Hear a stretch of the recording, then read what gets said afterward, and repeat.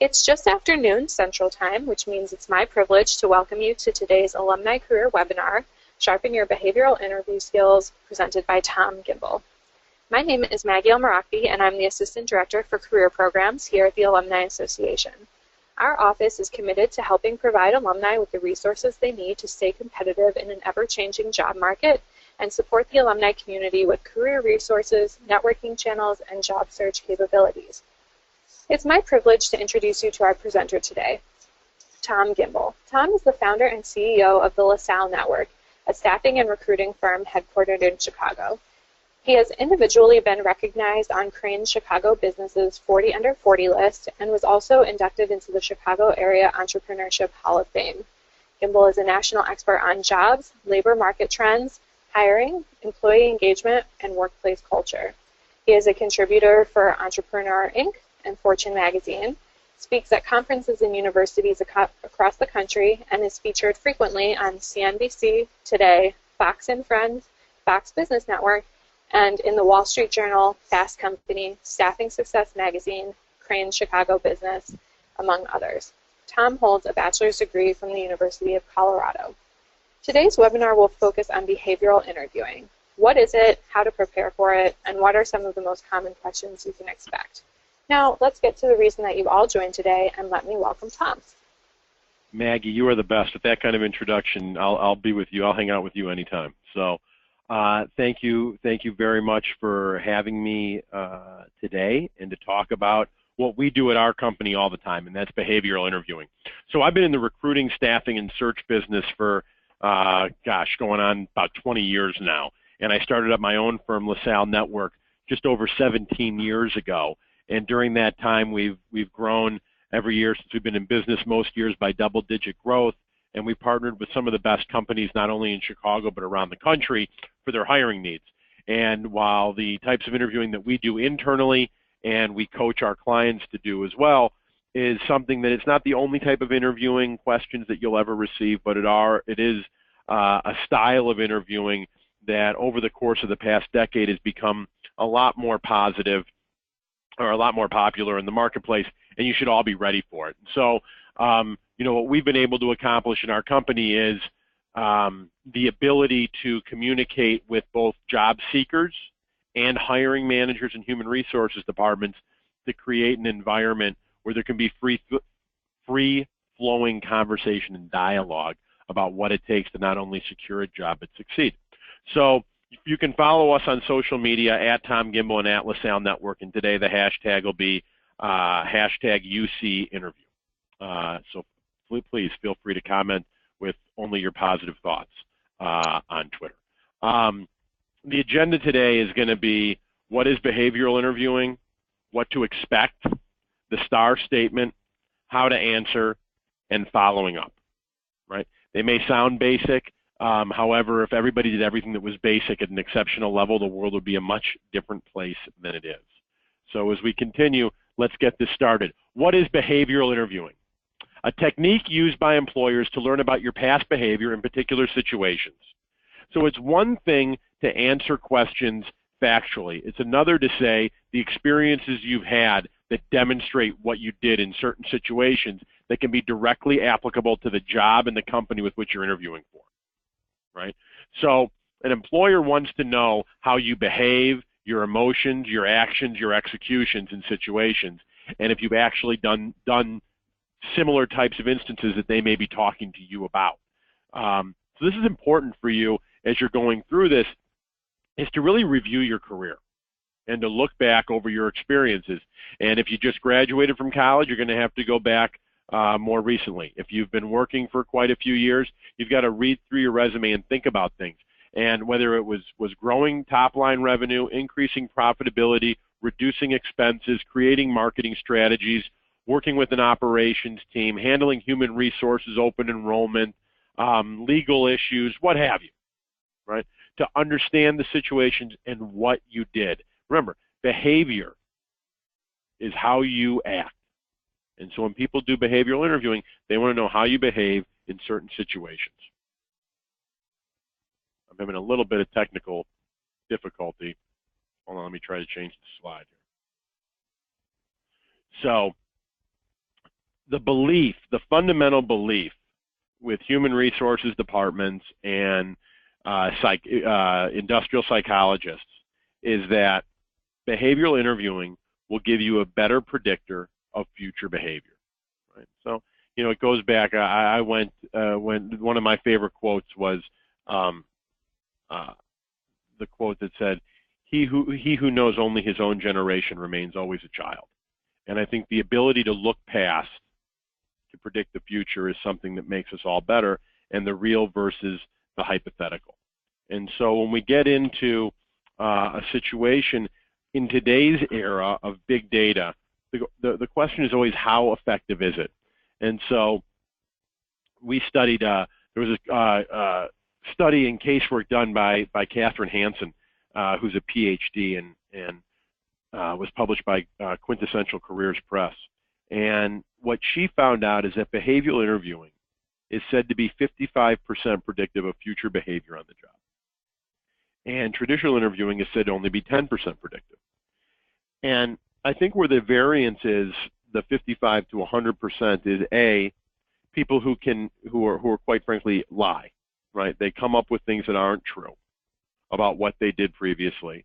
And those who can't recite it, right? We all take tests differently, we all study differently, we communicate differently.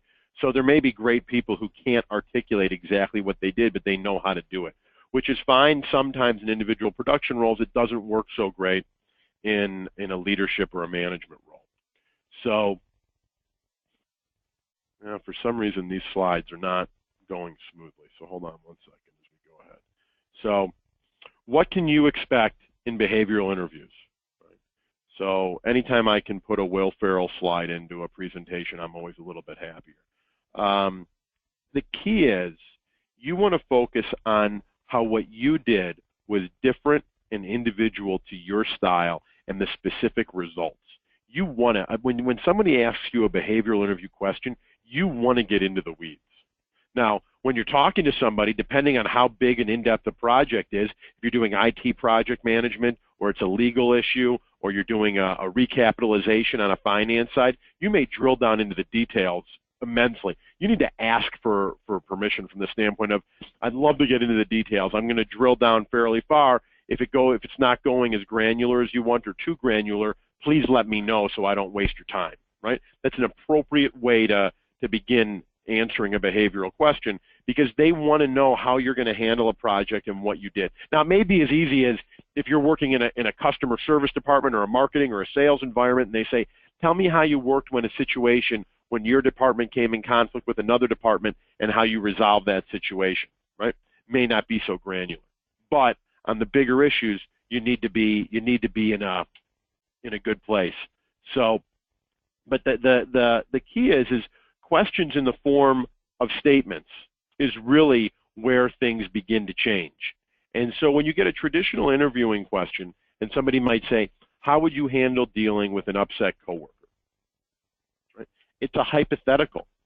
There isn't. Now, you may have the situation in your brain of a time that you interacted with a coworker who was upset. But it's a little bit different when somebody says to you, tell me about a time when you had to deal with an upset coworker, right? Now it's being specific. And you have to say, when Nina came into my office and she had a problem on a project I did, and she started out by accusing me of something, right? I had to take a step back and realize she wasn't accusing me because she was mad at me. She was accusing me because maybe her boss got mad at her, and you know what flows downhill. And then how you handled the situation, how you analyzed it, how you looked at it. So one of the biggest problems in corporate America, and where culture becomes a huge, huge issue, is on conflict resolution and dealing with coworkers. So this is usually where most companies tend to have problems, and that is with conflict resolution and dealing with unhappy coworkers. So this is an area that you really should be well versed in from a standpoint of how you dealt with it, who the issues were, and when you get, I've seen so many of these situations where candidates in an interview feel like they're throwing somebody under the bus, or they're talking badly about a coworker or things like that, that's exactly the point of what the behavioral interviewing is about. It's a chance for you in almost an abstract way to talk about a specific issue of what you accomplished. And most people don't want to talk about the things and where you succeeded. They want to talk about how you handled situations that maybe you overcame a failure and then succeeded. So that's an important issue. So we're going to go to a poll question next. I think let me ask somebody who's helping me. Am I supposed to advance the slide right here? Okay. So have you ever been asked a behavioral interview question? Right. So pretty basic. And then is Maggie getting me the results on this? Okay. Yep, so I just launched the poll for our attendees, Tom, and I'll give people just about a minute here to respond. And I'll chime back in with their responses in a few seconds here. Perfect. Thanks, Maggie.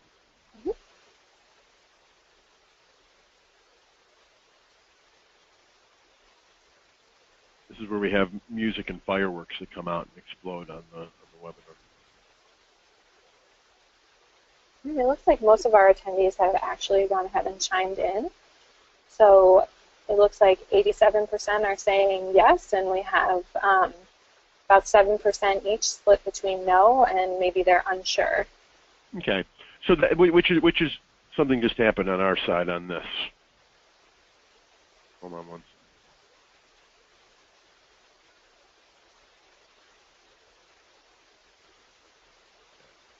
So those are interesting results.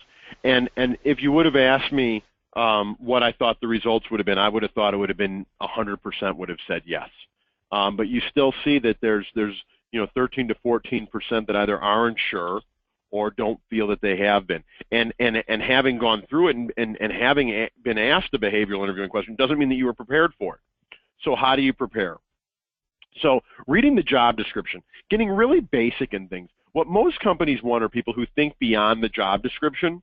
That's really, really important, to not be limited. However, when you're preparing to be able to handle interviewing questions that aren't the typical traditional rote mundane questions, you've got to know what they're looking for. So reading through the job description, and not just reading the words, but understanding where the thoughts came from and what they're probably looking for. And it should also shape the questions you ask them in the interview, right? So as an interviewee, you can also ask behavioral questions of, when you had somebody who didn't execute, why didn't they and how did you manage them, right? Because that'll give you insight for when they ask you their questions. I think it's really important to understand the role and the qualifications. You've got to connect it to your past experiences. That's the whole point. So you've got to look at your career and be honest. And the issue is, it may not be a software conversion to a software conversion, apples to apples. But if they ask you what you've ever implemented, if you've implemented a different process, it may not have been in a software conversion or mapping things out, but it may have been going through an implementing process and procedure in a different format. So you've got to understand where your experiences are and where you succeeded, and also be honest with yourself and know where you failed. And then specific examples. Again, getting into the weeds and the minutia. This is not a time to be vague. They want to know exactly how you did certain things to achieve certain results. It's crucial that you give them what they want, okay? And the more detailed that you can be, the better it shows them. I always find it interesting when people say how detail-oriented they are in an interview, and then they omit details from their story. They omit details from their answer, and that's why I have seen, and this is factual, I've seen 2 resumes in my whole life that haven't had a typo on them. Either a period, spacing, grammar, right? So you've got to be very careful from overstating yourself as detail-oriented or a perfectionist. Those are words you really don't want to use. Having a strong attention to detail is very different than being detail-oriented, right? Because people say, when you're detail-oriented, that you are always going to have that done. So I think when you're talking about your experiences, to be as specific as you can, but also it's a great opportunity to show your humility. And when you're answering a behavioral question, is admit that you missed things, that you made mistakes. Because what you want to do is, I call this, don't fail at knowing you. Right? If someone wants to ask you a question about what your company did or about, where the future of an industry is. You may not know those things. But when they're asking you about things you accomplished, where you failed, what you've done, who you worked for, how much money you made, those are things that you should know backwards and forwards, up and down. You can't fail at knowing you. And so you have to look at all the situations that you did and know where you succeeded and know where you failed. So to know your strengths and weaknesses. I mean, this is as old as the day is long, a strengths and weaknesses column. And it's kind of like when you're making a decision tree and you do pros and cons, right? But this is a little bit different, is that it's about you. And to list what your weaknesses are and to be honest with yourself. This is one of the hardest exercises you can ever do if you truly are going to be honest with yourself. And when you write it down versus think it, there is a clear, you're being definitive that you're acknowledging what your weaknesses are and then what your strengths are. And then you see, these are all things that you're doing on your own to prepare for the behavioral interviewing. And so you've got to be careful of, and I can't enforce this enough or emphasize this enough for you, that giving a weakness that you're disguising as a strength, right? That's not a good weakness in the eyes of a hiring manager. To say you put in too much time at the office, to say that you'll focus too much on getting a project done and not pay enough attention to your personal life, right? When you're in there, you're going to fall short on that if you actually get the job, because most people do. Because anytime you're going to want to leave early or get home for a kid's thing or get to a party or do whatever it is you need to do, and you have this written in the person's mind, right, that you don't do those things. So have real weaknesses, that your written grammar, your written communication skills aren't great, and you always have to get them proofed by someone else internally. Or you realize that you'll take on too many projects and you don't always excel at all of them, so you work with your manager to be able to trim that down to taking on the right amount and excelling at those. Honesty. It is one of the most underused intangible skills that we have. In the interview, right? You got to remember, you're sitting across from somebody whose job is they're taking care of the ownership's baby, right? And so I think the analogy to our personal lives is really important here. Whether it's a manager, a supervisor, director, VP, C-level person, they're in charge of a group, usually have their some sort of P&L responsibility, and they're interviewing you for a job to come in and add value to that. And at the same time, if you can add value, you can also detract value. And so when you're in the interview, to be able to be specific, to describe what you actually did, keep the focus on you. When you start talking about the company and the greater team, while important, it's not about what you did, and they want to know what you did in order to succeed or fail on that project. Don't lie, right? There's a very simple mantra on this. The truth is easier to remember than a lie. You will get caught up when you get into the weeds if you start lying about what you did. Know the facts, admit it, own it. Remember, we all learn more from our failures than we do from our successes. It's how we explain our failures that differentiates and allows certain people to get jobs and other people to not get jobs. Be ready to describe an alternative situation. So this is really important to realize, that it may not be apples to apples comparison on the situations, but there's something similar where you had a different train of thought that got you to the right conclusion. It's almost a behavioral question. Is almost the like in college, getting an essay question versus multiple choice.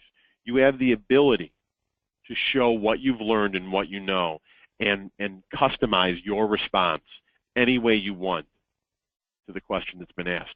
So use the opportunity wisely. Okay. So the STAR technique.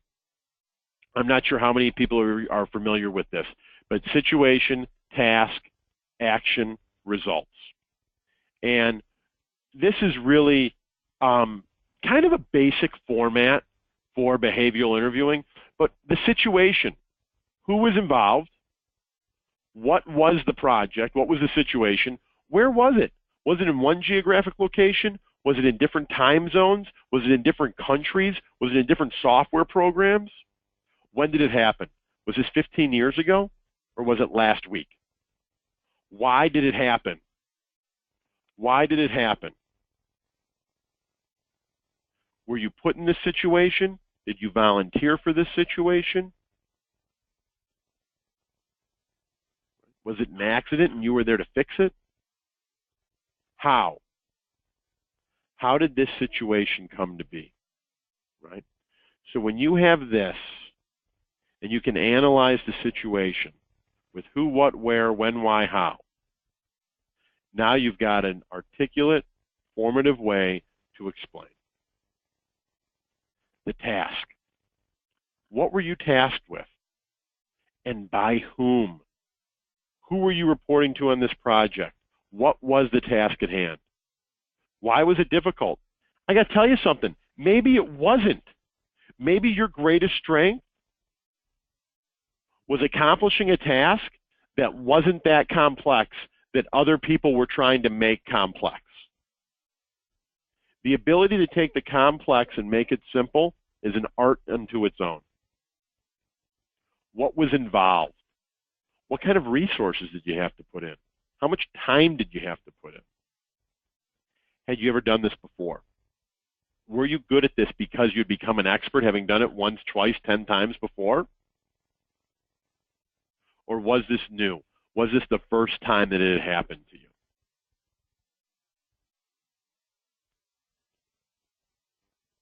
Action. Nothing happens without an action, and every action creates an equal and opposite reaction. So what was your step-by-step thought process? Right? We had the situation, who, what, where, when, why, how. Then we have our action to that. What was the step-by-step thought process? How did you see the situation? How did you analyze the situation? And then, how did you execute? Were you in the office? Did you have to wake up at midnight to have conference calls with people in another time zone, another country? How did you get it done? And then how fast was the turnaround? People want to know, was this a 1 week? Was this a 6-month project? How long did it take for you to accomplish this? Because the role you're interviewing for may have projects that are on a much greater timeline, or what you thought was quick at your company may be very slow at the new company. And you have to understand that. Right? Results. What was the outcome? Again, this goes back to not failing you. You were tasked with a project. You were on the project. You sure as heck better know what the outcome was. Was it success? Was it failure? Did it come up in your review? Did you have a positive review? Who acknowledged this? Who did this fall under? Who did it affect? What were your takeaways? What did you learn? Right? What did you screw up that you won't screw up the next time you're on a project?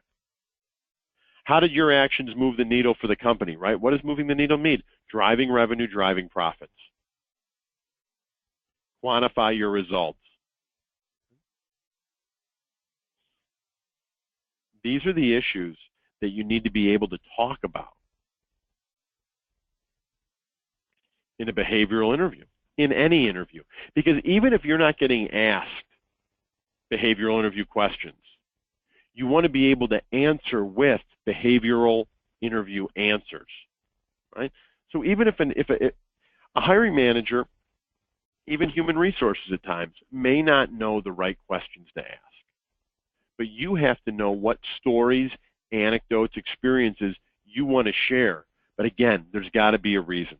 Situation, task, action, results.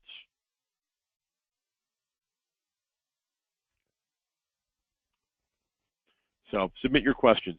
As we walk through examples, please feel free to submit any questions that you have along the way.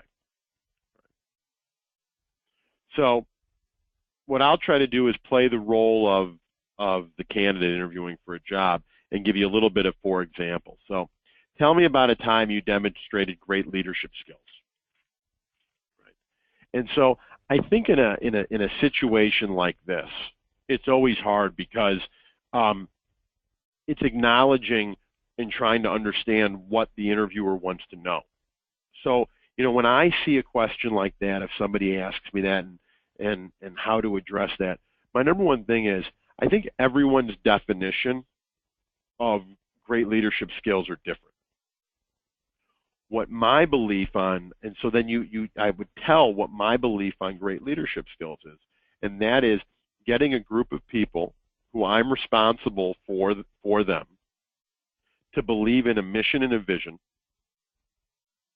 and then to lay out a plan that they could execute in order to accomplish goals.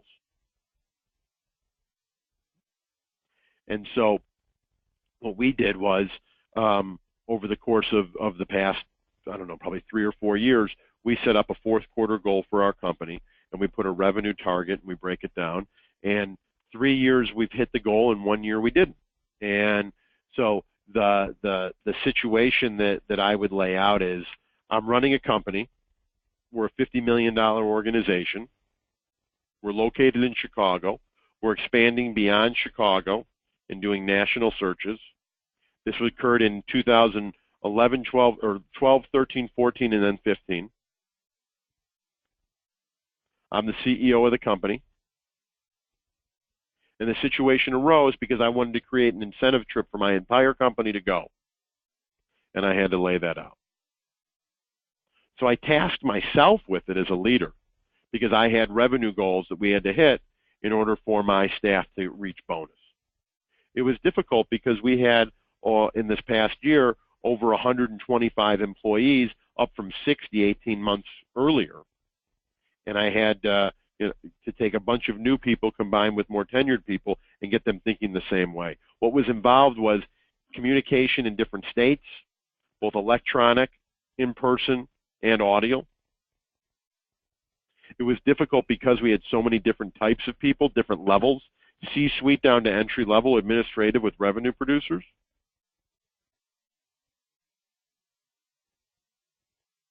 I'd done this before. I'd done it 2, 3 previous years, and we had accomplished the goal.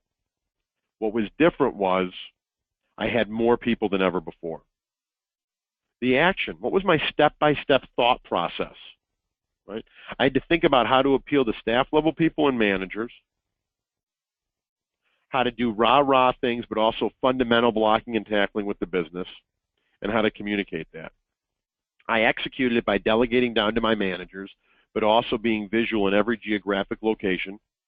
And I spent more time than I had spent in the previous few years in order to accomplish that. And it really wasn't a turnaround situation. It was one of trying to hit instant growth goals. The results were we had the best quarter ever. Right? I actually created a hashtag called BQE for best quarter ever, but we did not hit the goal. We eclipsed our best quarter previously, but we did not hit our goal. I learned that my communication to the newer staff, that I didn't delegate enough, and I didn't meet with those managers enough in order to make the impact. It moved the needle that we had more growth and more profitability than we'd ever had in any quarter before. But to quantify the results, it didn't go as I had planned and how I had hoped. So I fell short, but we had still accomplished something very special.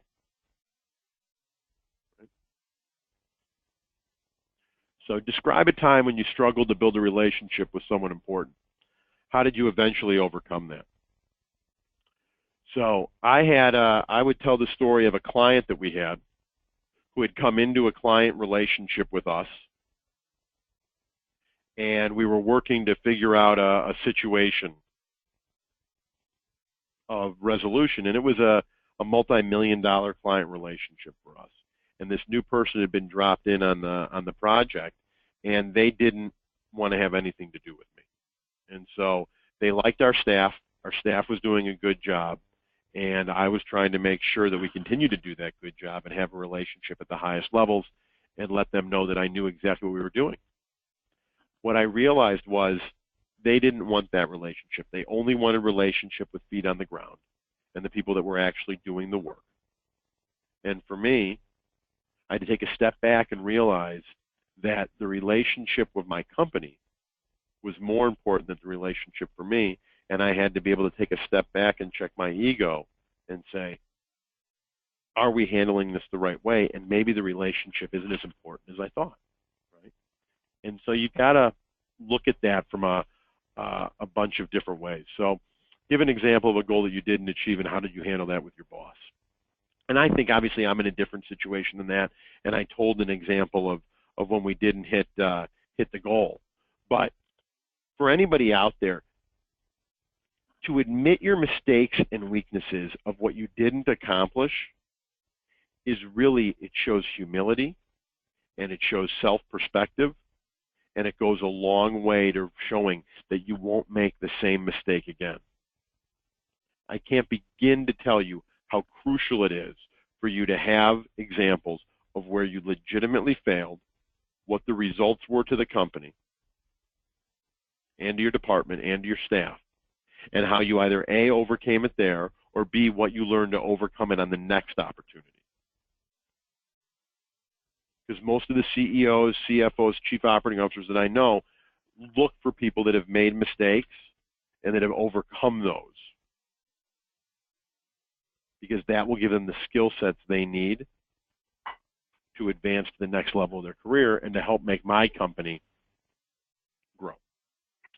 So I'm more than happy to answer any questions. I hope that there were some takeaways from behavioral interviewing, and hopefully the STAR technique at the very minimum can give you some good takeaways to be prepared. Great. Well, thank you, Tom. We've had a number of questions come in, so I can start tossing over some of these to you now. Quite a few of our questions that have come in do speak specifically to the weaknesses question. A lot of people have written in and let us know that they've always heard that the best thing to do is to list a weakness as a strength. Do you have any tips or advice for framing a weakness in a genuine way and being able to explain it without seeming like you're trying to rationalize it away or overly spin it? Yeah, I think the best way to do it is to look your interviewer in the eye and say, I'm not going to try to tell you that my weakness is my strength, right? And say, my weakness is my weakness, and I realize that. And my weakness is X. And no, here is what I do to compensate for that weakness.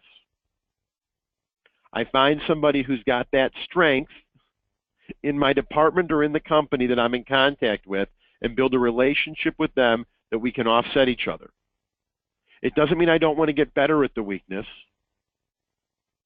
but I know that human nature is I'm going to drive myself towards my strengths, and while I'll work to improve that, I don't want to have that slow down any process, so I'm going to build relationships with people who can offset that and help me. Now, if that's not true, don't say it, because you'll end up getting bitten in the you-know-what if you get the job. But if you actually believe that, that's the best way to answer it. Great, thanks.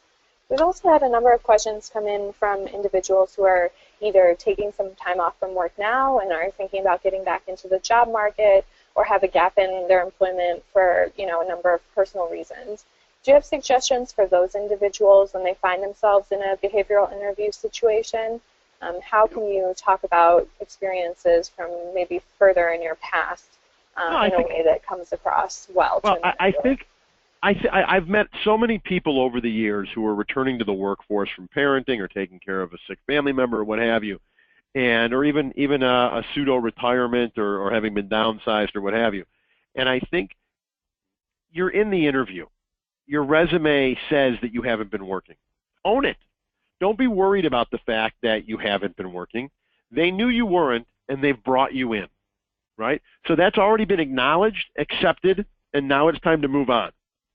So the question is, how relevant is the work that you've done in the past, and what have you learned from that? So you still, everything that we went over in the webinar still applies. Know that stuff backwards and forwards. The experience, I mean, the majority of things that shape us as adults happen to us as children, right? And we learn and grow from those experiences, and then those shape how we handle the experiences in our early 20s and mid-20s and late 20s, and then those experiences that shape us in our 30s and our 40s and so on and so forth. So I don't think there's anything to hide from. I would know those experiences. What I would do is I would probably stay away from talking about things too much about your volunteering.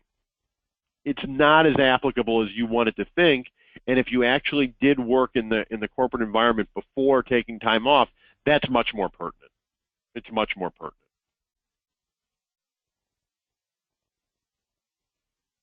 Great, thank you.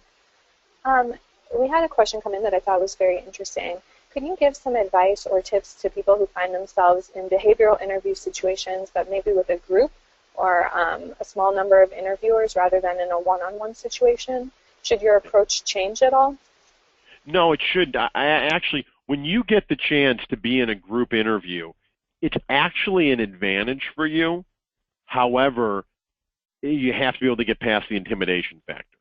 So if you're in a room with 2, 3, 4, 5 people, right, you don't have to give the same answer 5 times and maybe, and I'm not even talking lying, maybe just saying something out of context that gets misconstrued by other people.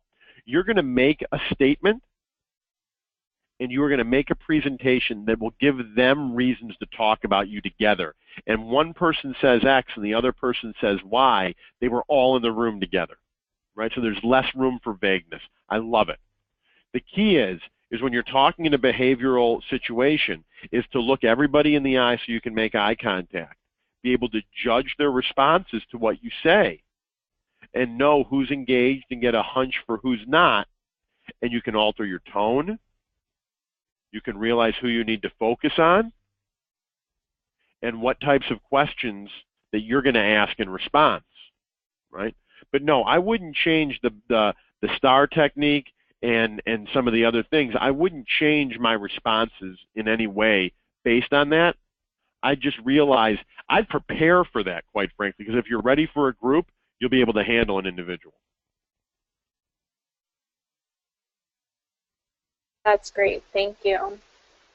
We do have a couple of questions coming in about something you addressed earlier in the presentation, which is how detailed to get in your answers. Would you be able to restate or remind us how people should determine how granular they should get in their responses and in their answers? Is it okay to ask the interviewer if I think it's really okay to I think it's really okay to ask for permission. And I'm a big believer. I happen to be a movie buff, Maggie. So I'm going to give you a line that I stole from The Godfather, right? And so in The Godfather, they say to him, ask for permission to go to the bathroom, right? It's something you don't need to ask permission for, but it sets the stage for a relationship. So before you answer the question, ask for permission. Say, this is a really interesting question that you're asking, and I have an example that I think really pertains to this, and I'm going to get a little bit granular. Is that okay? And they've given you permission, right? And say, terrific. Let me dive into this, and if you feel that I'm getting a little bit too granular, please feel free to interrupt me, because the last thing I want to do is bore you with something that I've missed the details of what you want.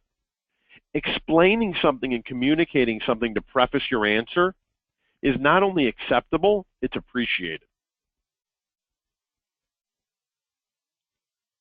That's great. To follow up on that, just to give people a ballpark estimate, how long do you think a response to a behavioral interview question should be? Is there a right length, or does it really just vary based on the experiences that you've had? I think it really depends on the experience share and the level. I mean, if you've got 15 years of work, it doesn't even matter on how many years of work experience. If you were handling a multi-million-dollar software implementation, or you're an attorney and you were doing some serious litigation and due diligence on it, if you're an M&A person, if you're a human resources person and you were doing a 5,000 or 10,000 or 15,000 person open enrollment, right? It could be a It could be a 5 to 10 to 15-minute conversation back and forth. And a lot of times you may have, with a good hiring manager, you'll have some back and forth and Q&A within your answer. So I wouldn't worry as much about the time as I would studying the person's face while you're talking and knowing that you might need to have some give and take within the answer. Thanks. I think that's very helpful. Here's a question where maybe you want to turn the tables a little bit on your interviewer. Are there behavioral interview questions that you would suggest a job seeker ask their interviewer during the interview to get a sense of what the organization's culture is like or anything to that effect?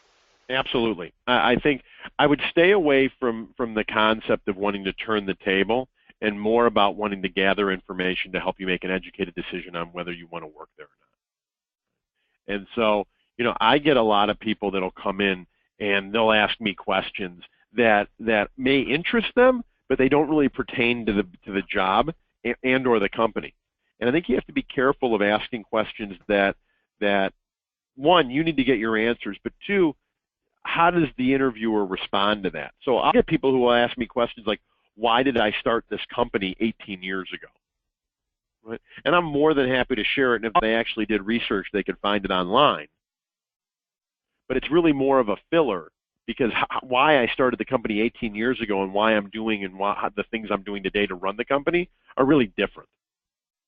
And so more of a behavioral question of, tell me about, can you give me an example of somebody who disappointed you in their role and how you handled that and what their response was,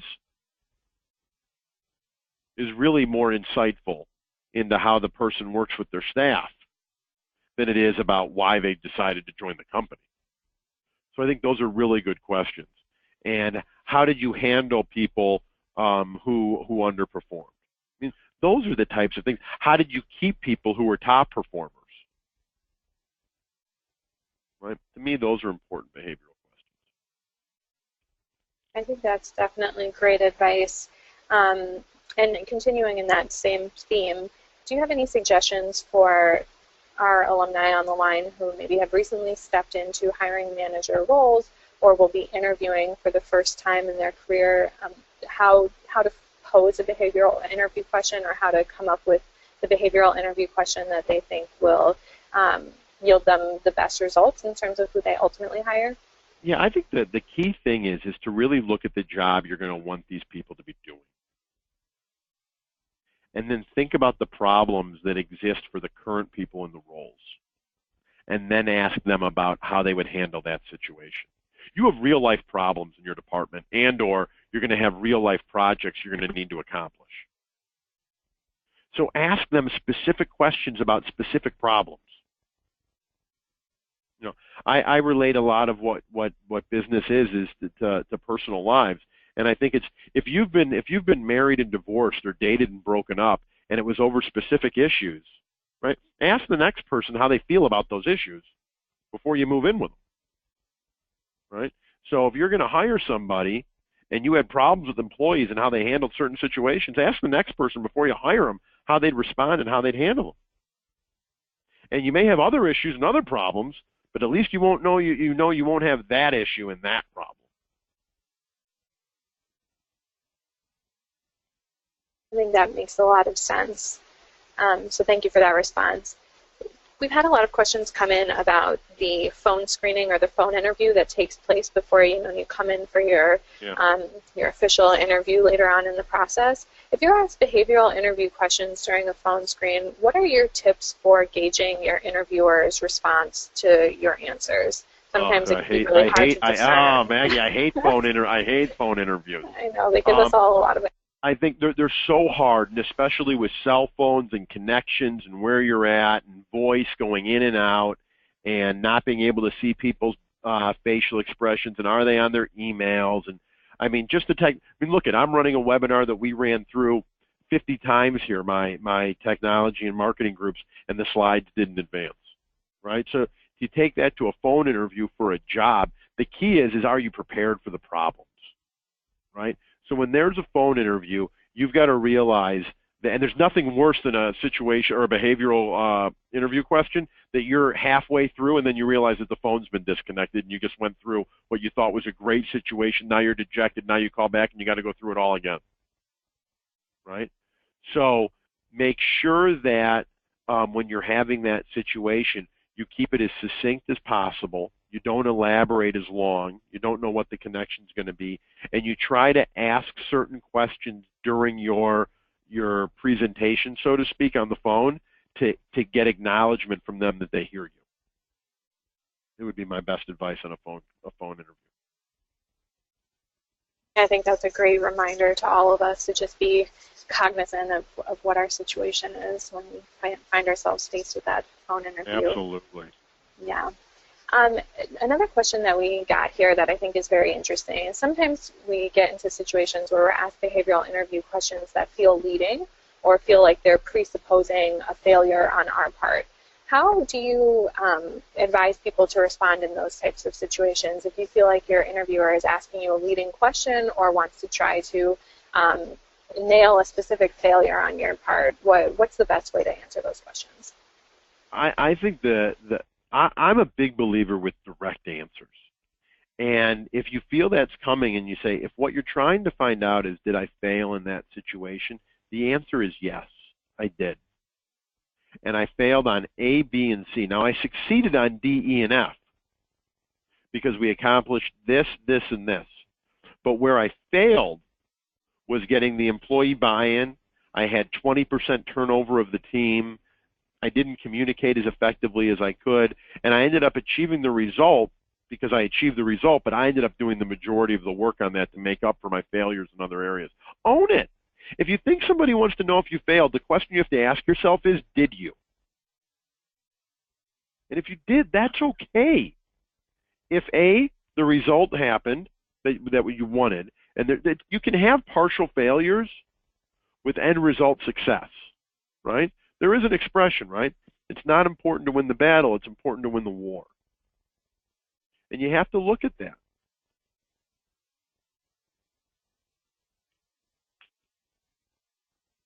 Thanks. I think that's very, very true. Here's another question that just came in. Can you talk a little bit about the best way to follow up on a behavioral interview? Should your thank you to your interviewer change? Should it be a little bit more detailed to talk about situations that you actually talked about during your interview? Yeah, when you're writing the email, a thank you email, and you say, "Dear Maggie, just wanted to thank you for your time. I really thought that the conversation went well. I hope you felt that the answers I gave you in regards to the software implementation met with what you were looking for. The project I did ended up to reiterate our conversation, the project that I implemented ended up saving the company over $500,000 over 2 years, and I'm more than happy to have you talk to my boss from that time, Sam Smith, who can be reached at XYZ," right? You got a behavioral question, you accomplished something, there were results, who can validate that for you? It's a great opportunity to leverage your reference in your relationships. That's great. Thank you. We've had a couple of people also chime in and ask if you have thoughts on differences between behavioral interview questions depending on the sector. If you're interviewing for a private sector job versus a public sector job, will you face different questions? Should your responses change? No, I think that there may be. It's probably less private versus public and more about big company versus small company. And so I think you're going to have more quote-unquote political issues that big companies and or private sector or public sectors are going to want to know about, how you work with different department heads and how you navigate through political red tape. And I think those are important.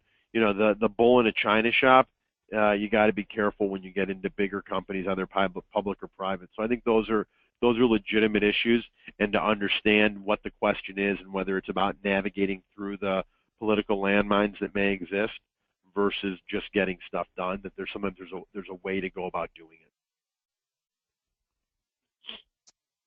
Thanks. I think that's helpful for a lot of our attendees on the line here today. Yeah, I think you got to remember, Maggie, real quickly, to interrupt, I apologize for interrupting you, is that landmines are landmines for a reason. You can't really see them. And so you've got to be conscious that sometimes a behavioral question isn't just about the resolution. It's about how you got there, the tactics that you took. And so I think that's really important to realize what size of company you have. And it may go into your behavioral questions of the interviewer of tell me about the political landscape of the organization. I think that's a great reminder. To wrap up our questions here, can you speak a little bit more to something that you also addressed earlier in the presentation, which is when your behavioral interview question does not compare apples to apples, when you really need to think about maybe processes that you implemented because perhaps you're changing into a different industry or a different sector. What's the best way to really be prepared for that? Is it a lot of introspection beforehand, or are there other steps you can take to be prepared for those situations? I think it's a lot about the introspection and the self-analysis beforehand. And what you want to say is, you know what, I don't really have an exact analogy of something that you're talking about. However, I did do this at my last company. Right? I think, but you got to remember is that the majority of times there is going to be an apples to apples comparison, because the hiring manager has your resume in front of them and they know what the job is. Now, if they want to go off now when they ask you a question about something that's not on your resume, that's a big flashing light saying this situation is going to be something that's involved in the job. Right? So they want to know how you'd handle that. And what your brain has to be able to process in a millisecond is, I've never done this. What would I do? And once you get the what would you do, then you have to take your brain to the next step in saying, when was I in a situation that I did that? Right? So I've never been in this situation. What would I do? Have I ever been in a situation where I did that? I know it's a little convoluted, but if you can follow that process, right? I've never been in a burning building, right? What I would do is I would first look out for my children, right? Now I go to myself and I say, when was I in a situation where I had to look out for my children? And then I tell that story. I think that's definitely great advice to follow there. And I hope that that's helpful for our attendees who chimed in with that question. And just to follow up, it's a similar question, but maybe the response changes a little bit. Let's say, for example, you're interviewing for a position and it'll be your first time taking on a managerial or a leadership role in an organization. How do you best convey that you feel you have leadership skills or what it takes to lead a team, even though you've never been presented a formal situation to show off those skills? I think you have to identify the managers you've worked for before and their successes and their failures. What motivated and got you to follow? What motivated and got others to follow but not you to follow? When you executed, why you left. To me, the expression is we learn more from bad experiences than we do from positive experiences is applicable. But most management styles are taken from people we've worked for. And at least the good ones. And so I think to say, I worked for, I'm glad whenever I'm interviewing, I have candidates interviewing for management positions and they've ever interviewed, I always want them to say a certain thing. And what I want them to say is, I've never had this job before. However, I've worked for X number of people and I took away positives and negatives. And these are things that I thought were effective. These are things that I thought weren't. And I hope to refine my skill set. And you can only learn from managing different types of people. And I think that's where the study of people and human behavior is so important. And whether it's in athletics or business or philanthropy, it's the study of human nature and how people respond and how you want to relate to people. Some people want to delegate and leave people alone. Other people want to get in the weeds, and other people find a happy medium. And that's important to find out what type of leader you're going to be. I think that's definitely great advice for perhaps our younger graduates who are moving into those positions for the first time. So I want to thank you very much for that. That pretty much wraps up the questions that have been submitted to us. Tom, I don't know if you have a few final thoughts that you'd like to share before we wrap things up here today at all? I do, Maggie. What I'm going to say is behavioral interviewing is really just knowing your history and what you've done in every situation and acknowledging the success and the failure. And I think being introspective, looking at situations, and I'm a big believer in writing. And I think to write about your experiences, to give to nobody else other than getting your thoughts out on paper is so crucial to the ability to tell the story to somebody else. And embrace those experiences, because it gets to be less objective and more personal. I think that can add a lot of value to your career and your experience share. I wish everybody the best of luck. Well, thank you so much, Tom, for that presentation, and thanks to everybody on the line who joined us today. As a reminder, please do watch your email for a link to the recording of today's presentation as well as a copy of the slides. We'll also be sending out a follow-up survey that we've